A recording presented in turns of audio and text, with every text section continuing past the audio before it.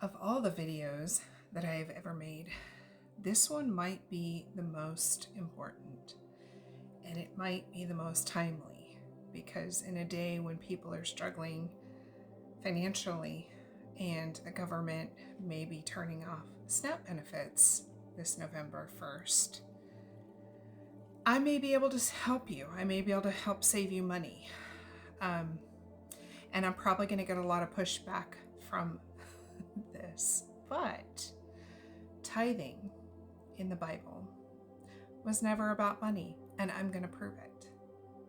There are 4 tithes listed in the Bible, and the first one is the heave offering, which was supposed to be collected every 3rd year, and it says that it was supposed to be all the best oil and wine and first fruits offered to God to give to the Levites.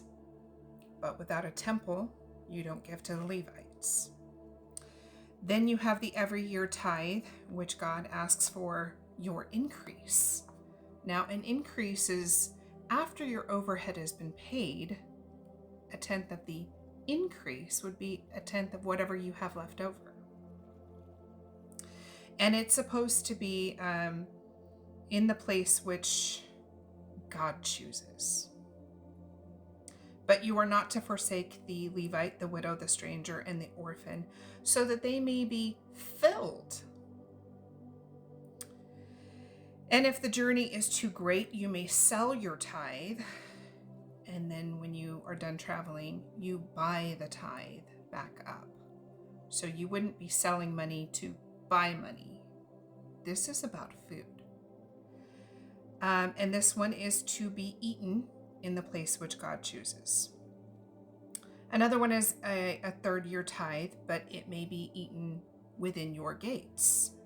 But you are also not to forget the Levite, the widow, the stranger, and the orphan, so that they may eat and be filled. And then the 7th year tithe is also called the Shemitah, and it is a tithe of the animals because the land is to rest and not be harvested. The animals continue to reproduce, and the animals are to be tithed. The animals are to be tithed. This is again food. And you are not to send away a freed servant empty-handed at that point. When you look at the verse in Malachi chapter 3 that pastors love to quote, "Don't rob God." What's interesting about that is if you read it in context, is that if you back up a few verses, God will take his vengeance against anyone who oppresses the worker in his wages. Well, who else is oppressing a worker in his wages more so than a pastor with his hand out for money?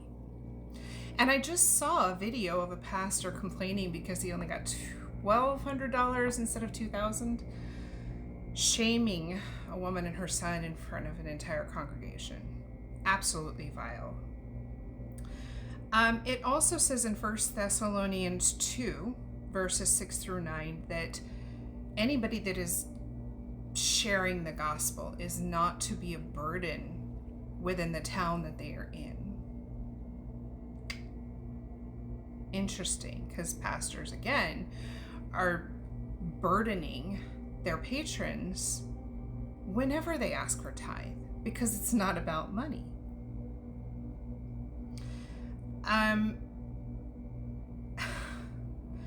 If you're honoring the Lord with all the first fruits of your crop in your tithe, that's not money. Also, that's going to be Proverbs 3, 9 through 10. And it's at this point that a lot of people would say, well, what about the New Testament, right? Because the New Testament talks about the widow that gave her last 2 mites. Jesus should have called that out, but I don't know why he didn't. He probably didn't know, or the author claiming to be the voice of Jesus didn't know what the Old Testament says about tithes, because a widow giving her last 2 mites should be a recipient of the tithes per all of these scriptures. Well, what about Abraham, who gave a tenth of all? Okay, well, that would include money, but it wasn't commanded. Abraham did that of his own volition. If you're looking for the references of these, the 3rd year tithe is in Deuteronomy 26. The year-by-year tithe is in Deuteronomy 14. And the other 3, every 3 years that you eat within your gates, is in Deuteronomy 14 also. The Shemitah is in Leviticus 25, where the land is to rest in the 7th year. You send away a servant with abundance, that's Deuteronomy 15. Let's see, we have Numbers 18, which also talks about tithing. 2 Chronicles 31 that talks about tithing. And then in Nehemiah chapter 10 verses 37 through 8, it says, bring the tithe of crops for the storerooms, which is food. The widow who gave her money, that's Mark 12, 41 through 44. The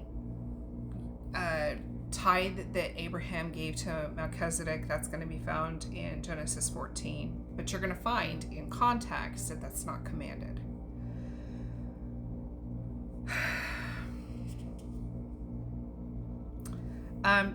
Jacob vowed to tithe from all he was given, a tenth. Genesis 28, that's also not commanded. So yeah, Malachi 3:5 is where you're going to find that I, God, will judge the oppressor of the worker in his wages. The only time that the Bible really talks about giving everything to the Lord is in Matthew 19:21, where Jesus says to sell everything and follow him. It also says in Deuteronomy 28 verses 1 through 14 that if you obey all of God's commands, he will bless you.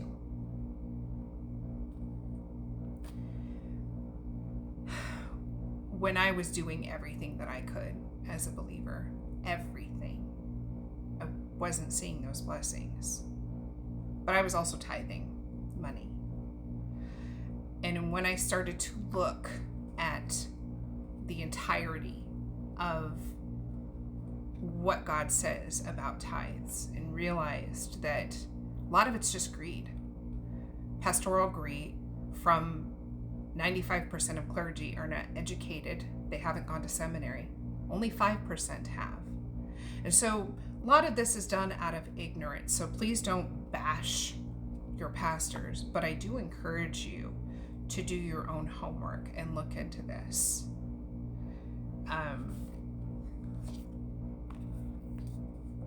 We need to be more diligent with what we have in this day and age. And I do wholly encourage all of you to read the Bible. If you're following this as a source of your comfort and faith, then read it. Prove me wrong.